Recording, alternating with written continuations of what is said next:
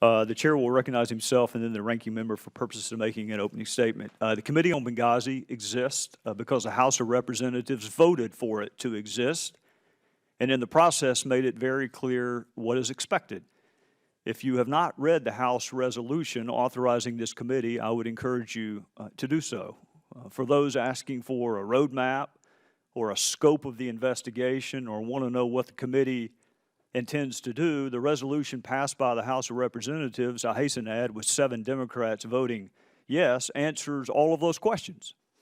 The resolution asks this committee to investigate all policies, decisions, and activities related to the attacks, the preparation before the attacks, the response during the attacks, efforts to repel the attacks, the administration's response after the attacks, and executive branch efforts to comply with congressional inquiries. The operative word in the resolution is the word all. And the word all is about as comprehensive a word as you could use. So it stands to reason if you're asked to conduct a full and complete investigation into all policies, decisions, and activities, you need to access all witnesses and all relevant documents. Because the final task assigned to this committee is to write a comprehensive report complete with recommendations on how to prevent future attacks. And to write a comprehensive report, you need access to all witnesses and all relevant documents. It is essential we talk to every witness with knowledge and examine all relevant evidence. If 6 people witness an important event, you cannot credibly report on that event by examining 1 out of the 6. Frankly, you can't credibly report on that event by interviewing 2 out of the 6. Each witness has a different perspective. Each witness may have observed a different fact. Each witness has a different vantage point. So to do your job, you have to interview all witnesses. So too with documents. It is interesting but not relevant, to note the number of pages agencies produce to Congress. What is both interesting and relevant is whether the agency has produced all documents responsive to the request. Giving Congress 10,000 pages of material out of a universe of 10,000 pages of material is good. Giving Congress 10,000 pages of material out of a universe of 100,000 pages of material does not get us any closer to issuing a final report in a timely fashion. And make no mistake, time is of the essence. The world is not a safer place, as some of you may have noted even this morning. It is not safer than it was in 2012, so the sooner we make recommendations related to the improvements that make lives better for the women and men who serve us abroad, the better.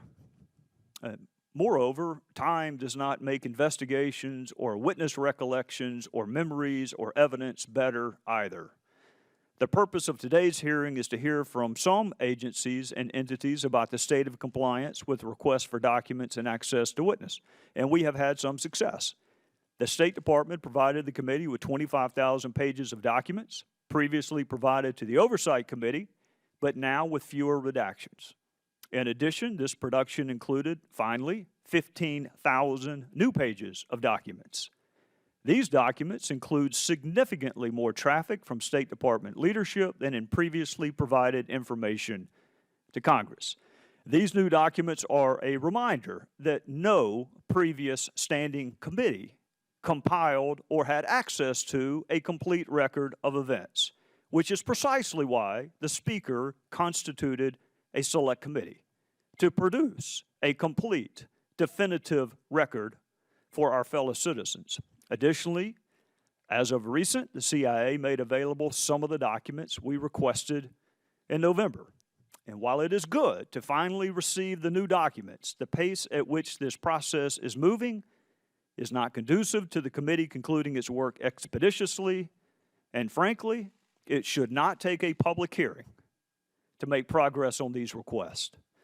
Our hearings should be about substance, not process. We should be analyzing documents, not waiting for them to appear.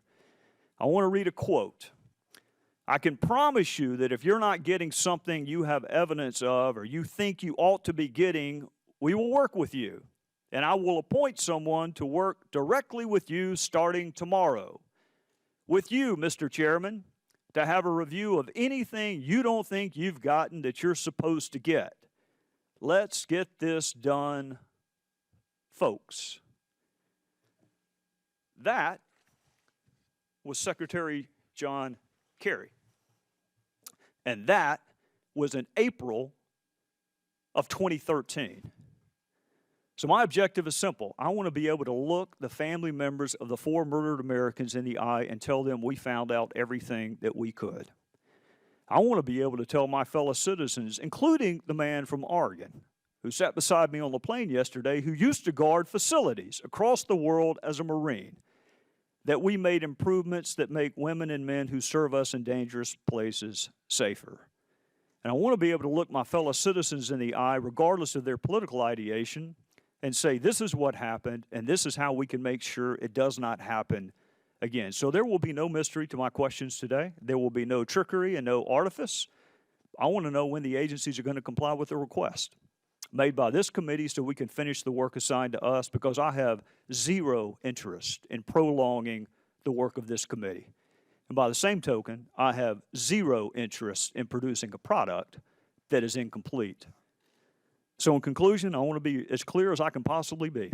We intend to access all of the information necessary to do the job the House instructed us to do. And we need to access that information now. Talking to only some of the witnesses will not work. And accessing only some of the documents will not work. If you want all of the truth, then you need all of the information.